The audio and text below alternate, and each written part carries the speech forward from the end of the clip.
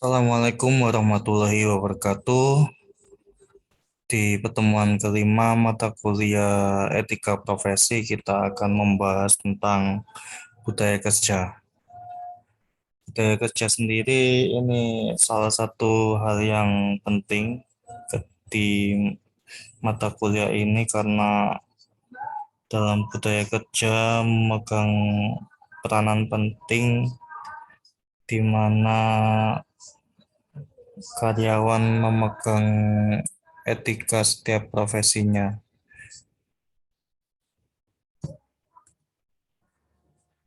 Kita mulai dari slide pertama. Di definisinya sendiri, budaya kerja adalah suatu falsafah yang didasari pandangan hidup sebagai nilai-nilai yang menjadi sifat kebiasaan dan juga pendorong yang dibudayakan oleh suatu kelompok dan tercermin dalam sikap menjadi perilaku, cita-cita, pendapat, pandangan, serta tindakan yang terwujud sebagai pekerja. Biasanya di setiap perusahaan ini untuk mencapai suatu visi misi, kuncinya ada di budaya kerja ini yang tidak terlihat. Untuk yang terlihatnya mulai dari target penjualan harus terlihat, target keuntungannya harus terlihat angkanya. Kemudian target kepuasan pelanggan, target eh, biayanya, target karyawannya, target target kinerjanya juga semua harus terlihat. Tapi yang mendukung semua ini adalah budaya kerja yang tidak terlihat. Ketika yang terlihat ini sudah tata rapi, tapi yang tidak terlihat budaya kerjanya masih tidak tertata, masih amburadul, maka untuk visi misi dan target tadi tidak tercapai. Sementara budaya kerja dalam Islam adalah nilai-nilai sosial atau suatu keseluruhan pola perilaku yang berkaitan dengan akal dan budi manusia dalam melakukan suatu pekerjaan. Jadi setiap individu yang bekerja harus memiliki budaya kerja yang baik. Sementara budaya kerja yang baik sangat diperlukan agar menjadi pekerja yang berbudi pekerti dan mengerti nilai-nilai yang dijalaninya dan tidak membawa individu kepada penyimpangan. Kerja adalah perintah suci Allah kepada manusia meskipun akhirat lebih kekal daripada dunia, namun Allah tidak memerintahkan hambanya meninggalkan kerja untuk kebutuhan duniawi. Daya kerja dalam Islam ini, kenapa perlu mengangkat ini? Jadi karena banyak fenomena di perusahaan, di instansi itu biasanya eh, ketika mencapai target, ketika mendapatkan bonus, ketika ada satu hal misalkan perjalanan dinas, selalu di situ ada budaya yang kurang kurang kurang baik. Apakah itu misalkan mampir ke mampir ke karaoke, mampir ke eh, spa atau pijat atau mampir ke diskotik dan lain-lain, itu sepertinya hal yang bahkan hampir sebagian besar hal yang wajar di setiap perusahaan atau instansi. Inilah yang akhirnya budaya kerja dalam Islamnya ini masih kurang kurang diprioritaskan. Ketika budaya kerja yang seperti itu menjadi dominan, maka akan terbawa di dalam suatu pekerjaan sehingga budaya kerja itu menjadi tidak sehat. Kemudian prinsip budaya kerja secara umum yang pertama mempertemukan tuntutan masyarakat dan kemampuan pemerintahan atau perusahaan, kemudian melakukan kerjasama koordinasi dan kemitraan, mengutamakan kerja partisipatif atau gotong royong, kemudian mekanisme kerja yang berorientasi pasar, kemudian mengaktualisasikan misi yang lebih penting daripada mengatur, dan fokus kerja pada hasil atau keluaran barang atau jasa, bukan masukan. Sementara prinsip budaya kerja dalam perspektif Islam, yang pertama berusaha dengan sebaik-baiknya agar tercapai suatu tujuan yang halal.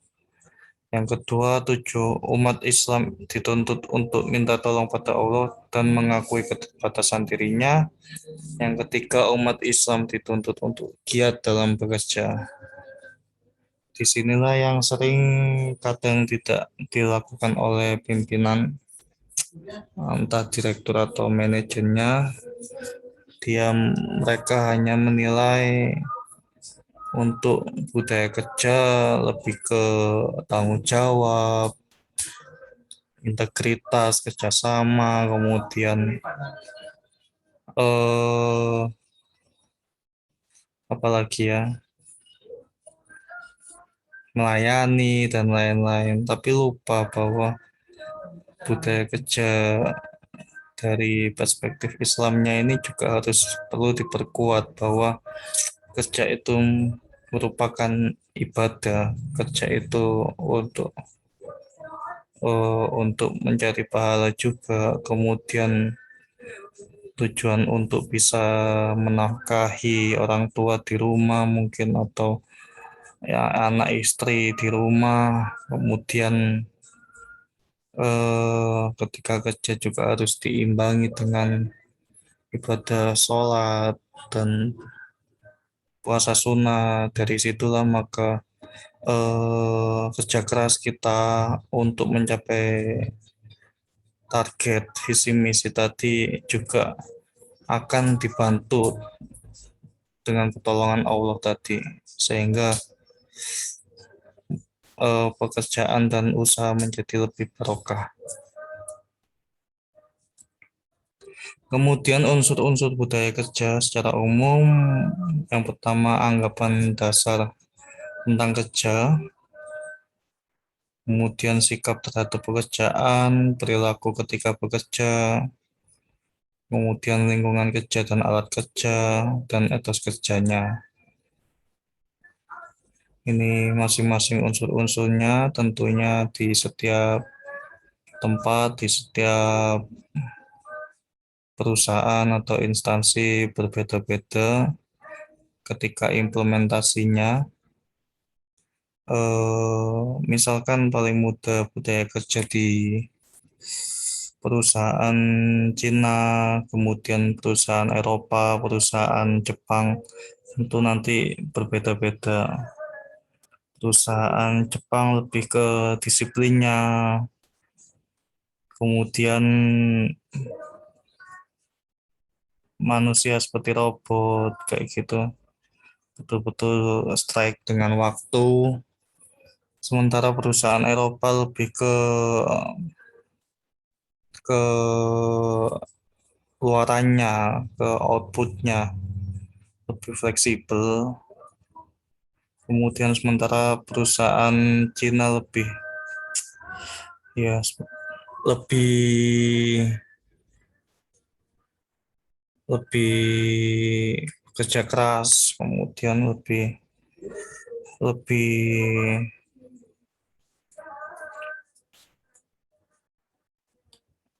beda intinya daripada perusahaan Jepang dan perusahaan Eropa. pasti nanti bisa dilihat sendiri. Dan gaya bahasa pimpinannya juga, eh, tutur katanya juga tidak bisa ditahan, disimpan rapi, tapi asal ceplas-ceplos keluar dari mulutnya. Nah, seperti itulah. Kemudian unsur-unsur budaya kerja secara Islami ini yang mulai banyak ketika ekonomi syariah menjadi booming dan setiap perusahaan menyadari bahwa budaya kerja Islami ini penting, maka di situ dibiasakan ada perusahaan salah satunya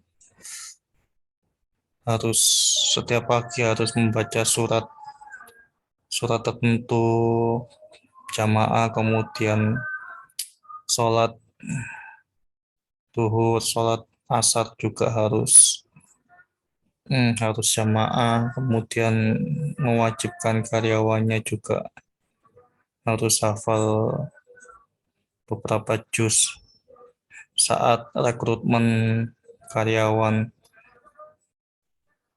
Untuk kemudian yang lainnya, tapi secara umum ada empat ini tentang sidik kejujuran yang penting, kemudian istiqomah, patona, dan amanah. Ini yang paling penting harus dipegang dalam budaya kerja. Semua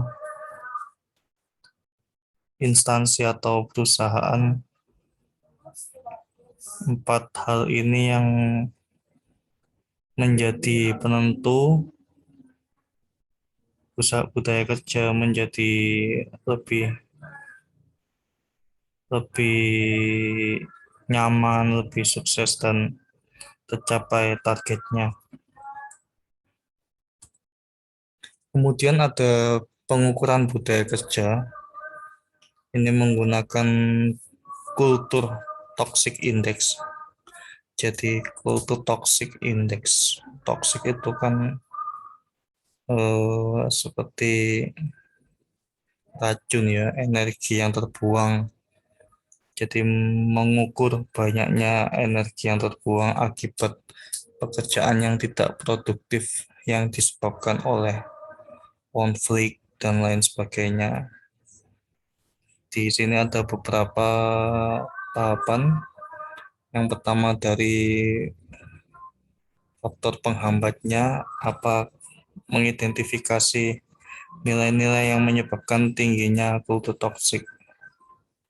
Faktor penghambatnya misalkan bosnya sering marah-marah, kemudian gajinya sering terlambat, kemudian bosnya memberikan contoh yang kurang baik,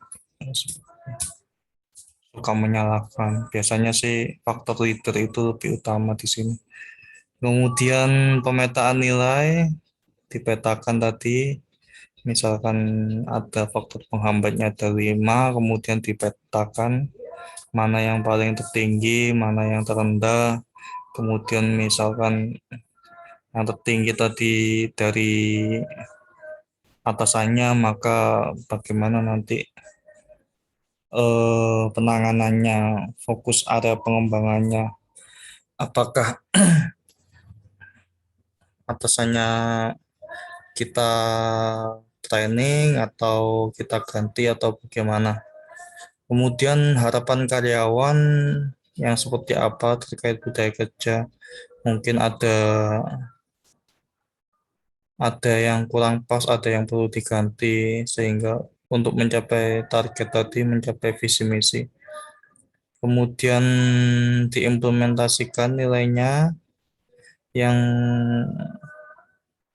telah dicanangkan tadi, kemudian kendala-kendalanya juga bagaimana, eh, kemudian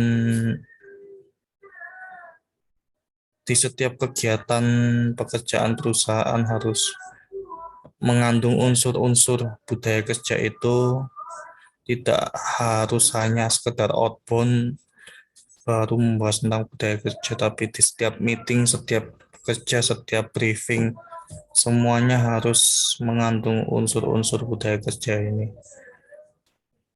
Kemudian tingkat kenyamanan kita identifikasikan keselarasan nilai-nilai pribadi yang dianut oleh karyawan dengan nilai-nilai budaya yang sedang diangkat. Biasanya sih kalau nilai-nilainya beda antara nilai-nilai pribadi karyawan tersebut berbeda dengan nilai-nilai budaya kerja, tentunya dia pasti sudah resign, sudah pasti cari perusahaan lain.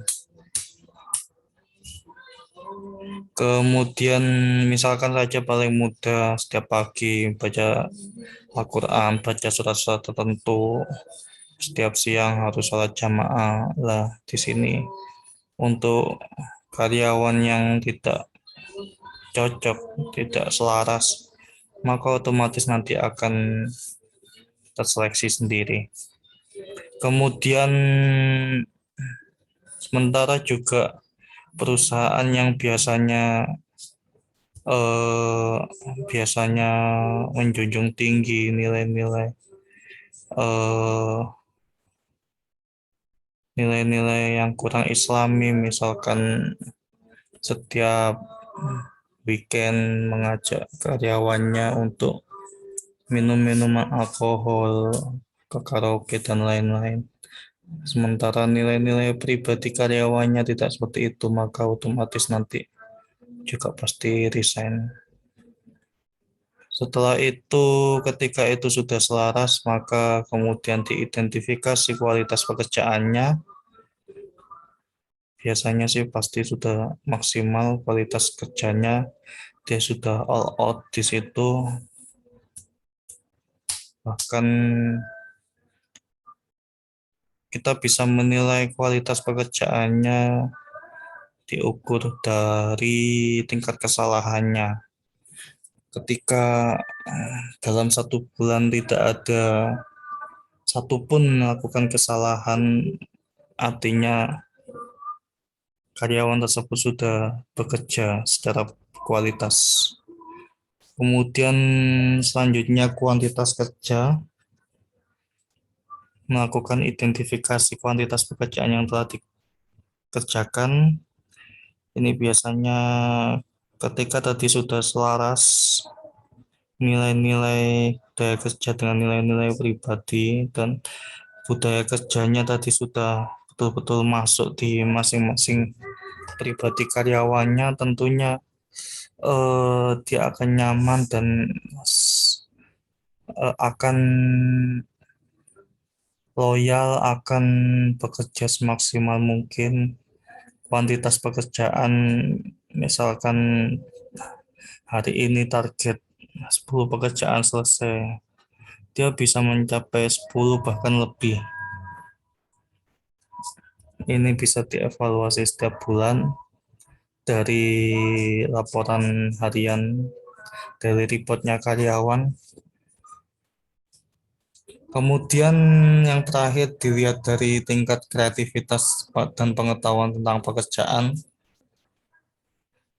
Karyawan yang nyaman, loyal, dan betah di perusahaan itu tentu akan menggali sejauh mana kreativitasnya, sejauh mana pengetahuan tentang pekerjaan itu sendiri agar dapat bekerja lebih berkualitas lagi.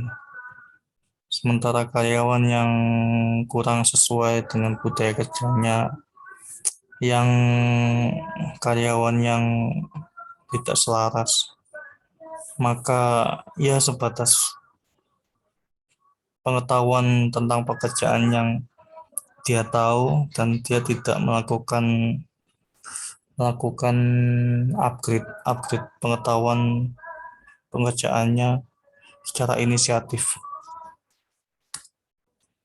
Baik, demikian sudah selesai. Jika ada pertanyaan nanti bisa kita diskusi di kolom komentar. Wassalamualaikum warahmatullahi wabarakatuh.